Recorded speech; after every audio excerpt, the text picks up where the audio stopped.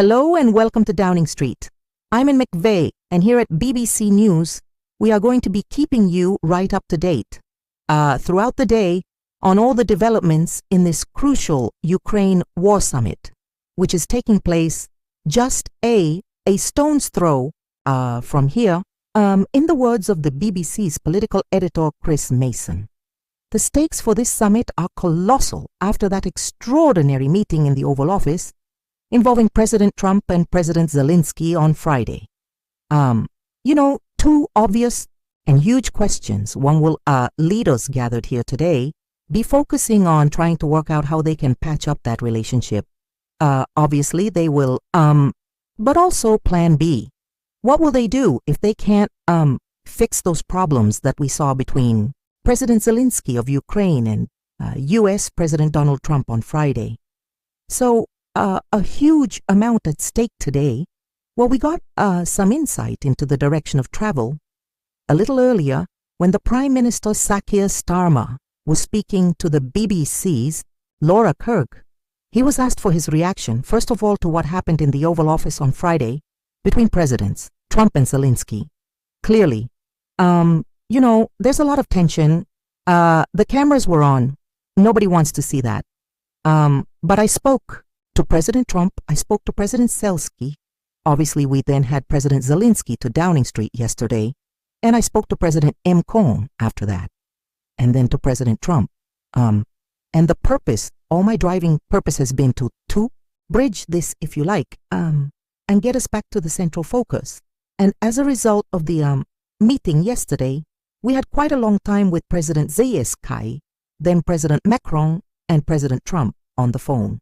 We've now agreed that the United Kingdom, along with France and possibly one or two others, will work with Ukraine on a plan to stop the fighting, and then we'll discuss that plan with the United States. So in those calls on Friday night, through the meeting yesterday, into the calls again. Last night, I think we've got a step in the right direction because, as I say, nobody wants to see what happened on Friday, but it's really important that we keep our central focus, which is lasting peace in Ukraine. Nobody wants any more bloodshed, and everybody wants to hear the details of what the proposals might be that you are trying to get agreed. But what happened matters so much because it's about the trust and the relationship between the two men at the center of this President Zelensky and President Trump. President Trump said it's difficult to do business like this. He made it completely clear that he didn't have in that moment very much sympathy for Ukraine. He was berating President Zelensky, telling him he should be grateful.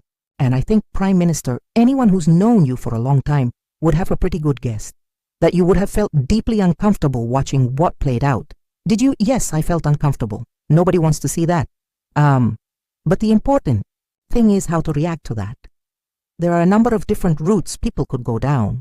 One is to ramp up the rhetoric as to how outraged we all are, or not. The other is to do what I did, which is roll up my sleeves, pick up the phone, talk to President Trump, talk to President Zelensky, then invite President Zelensky for an extensive meeting. Yesterday, warm welcome, and then further pick up the phone.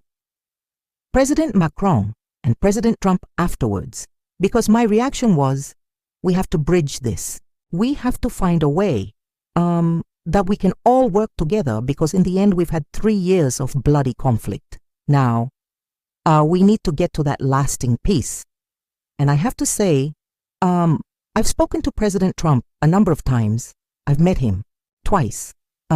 We had a long session I'm clear in my mind that he does want lasting peace. He does want an end to the fighting in Ukraine. I'm absolutely clear. That's what his motive is. I agree with that. You, President Zelensky, agrees with that. I think everybody agrees with that apart from Putin. And in the end, that remains the central most important thing. Which is why we took a step forward, in my view, last night, when we agreed that we would work on a plan for stopping the fighting. And then, as it were, discuss that plan with the United States. That's a step forward from where we were on Friday. And an important step forward. Sir Keir Starmer, the UK Prime Minister, Gemwai Bok, the Conservative leader, was also asked what she thinks about Keir Starmer's plan for the UK and France to work with Kyiv to stop the war. I think we need to know, as you say, exactly what that means. It's last week, I did ask him when he talked about putting British troops on the ground, where was the money coming from? What were the guarantees around that we certainly shouldn't be doing on our own? And, looking at the scenes from last week, it's really important that this summit that the Prime Minister is having today goes, well, we support him in that. This is a key issue of national interest for us. There is not a difference between the Conservative and Labour parties in terms of the extent of support that we have for Ukraine. People know what we did under Prime Minister Johnson and his successors, and we want to make sure that the Prime Minister is successful in helping Ukraine, but also in maintaining our national interest at all times. And what did you think when you saw those scenes in the Oval Office on Friday night with President Trump berating President Zelensky? Honestly, my heart went out to President Zelensky. I watched it and I couldn't believe what was happening. He was being humiliated. I don't think we should conduct these sorts of difficult conversations in front of the cameras. And we have to remember that President Zelensky is a hero. He is the person who represents that strength and resilience of the Ukrainian people, and whatever differences and difficulties we might have during negotiations, we need to be able to set them aside when everyone's watching, because the only person who would have, like that would have been Vladimir Putin.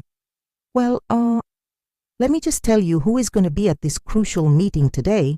It's quite a list, which is why I've got it all in front of me, so I don't leave anyone out. Just to say, first of all, that we are expecting the Italian Prime Minister Giorgia Meloni to arrive at Downing Street a little later before heading to that meeting, which is taking place at Lancaster House. So there will be the leaders of Ukraine, France, Germany, Denmark, Italy, after the Netherlands, Norway, Poland, Spain, Canada, Finland, Sweden, Czechia, and Romania. The Turkish Foreign Minister will be there. The NATO Secretary General, Mark Rutte, will be there.